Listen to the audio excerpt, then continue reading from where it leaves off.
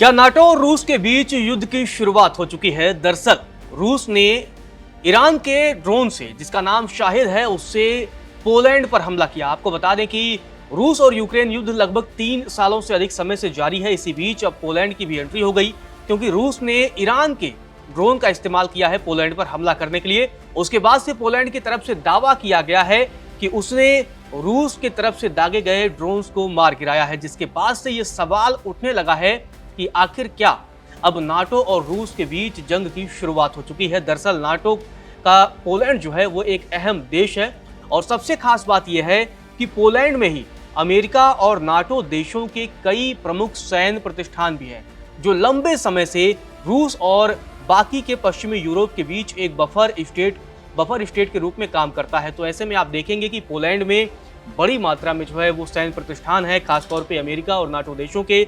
इसके बाद से रूस की तरफ से जब ये हमला पोलैंड पर किया गया, उसके बाद से इस बात की संभावना बढ़ गई है कि अब आने वाले समय में रूस और यूक्रेन का जो युद्ध है वो और भी बड़ा आकार ले सकता है। इसमें कई और देशों की एंट्री हो सकती है, क्योंकि पोलैंड की तरफ से अब सीधे तौर पर यह दावा कर दिया गया है कि हमने रूसी ड्रोन को मार गिराए हैं। सबसे खास बात यह है कि रूस ने जिन ड्रोन का इस्तेमाल किया था वो ड्रोन रूसी नहीं थे, बल्कि ईरान के शाहिद थे। आपको बता दें कि ईरान लगातार अमेरिका का दुश्मन है और रूस के साथ वो खड़ा रहता है। ऐसे में अब कहीं न कहीं आप देखेंगे कि इस युद्ध का जो आकार है वो और भी बड़ा हो सकता है। आपको बता दें कि पोलैंड रूस से खतरा महसूस कर रहा है, और इसी वजह से लंबे समय से पोलैंड के राष्ट्रपति हों चाहे प्रधानमंत्री हों, वो चेतावनी देते रहे हैं कि पुतिन पर हम भरोसा नहीं कर सकते हैं और हमें सावधान रहने की जरूरत है। लेकिन इसी बीच पोलैंड की तरफ से दावा किया गया है कि उसने रूस की तरफ से दागे गए ड्रोन्स को मार गिराया है। आखिर क्या कुछ कहा गया है और ये जो हमला है वो कितना बड़ा रूप ले सकता है, इसके बारे में आपको विस्तार से बताते हैं।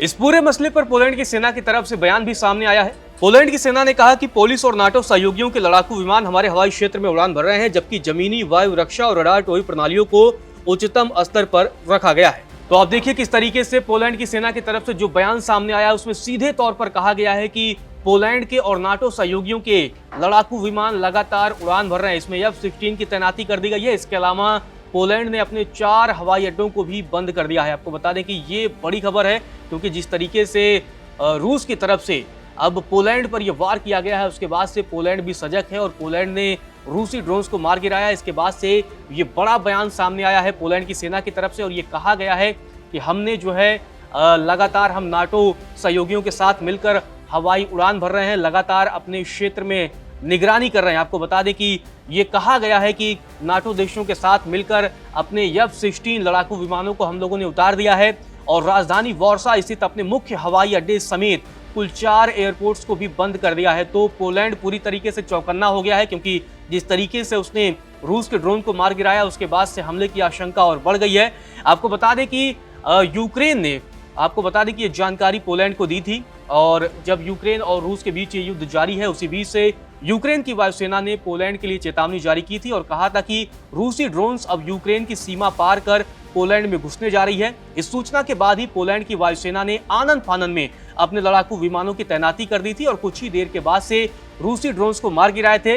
पुलिस वायुसेना की तरफ से कहा गया था कि बार बार उसके हवाई क्षेत्र का उल्लंघन हो रहा था। इसके बाद ये कदम उठाया गया है, जिसके बाद से आपको बता दें कि ये तनाव और भी ज्यादा बढ़ गया है, और अब कहीं न कहीं ये युद्ध और भी बड़ा आकार ले सकता है। आपको बता दें, जब पोलैंड ने रूसी ड्रोन्स को मार गिराया, इसी बीच पोलैंड के प्रधानमंत्री डोनाल्ड टस्क की तरफ से भी बयान सामने आया है। उन्होंने क्या कुछ कहा है वो भी हम आपको बताते हैं। पोलैंड के प्रधानमंत्री ने कहा कि पुलिस हवाई क्षेत्र के कई उल्लंघनों से संबंधित एक ऑपरेशन चल रहा है। सेना ने वस्तुओं के विरुद्ध हथियारों का प्रयोग किया है। मैं राष्ट्रपति और रक्षा मंत्री से लगातार संपर्क में हूँ। मुझे ऑपरेशनल कमांडर से सीधी रिपोर्ट मिली है। तो सीधे तौर पर अब पोलैंड के प्रधानमंत्री डोनाल्ड टस्क की तरफ से भी बयान सामने आया है। इसके अलावा आपको बता दें कि पोलैंड के राष्ट्रपति करोल नौरोकी ने भी पिछले दिनों व्लादिमीर पुतिन को लेकर बड़ी बातें कही थी। उन्होंने कहा था कि हम पुतिन पर भरोसा नहीं कर सकते हैं।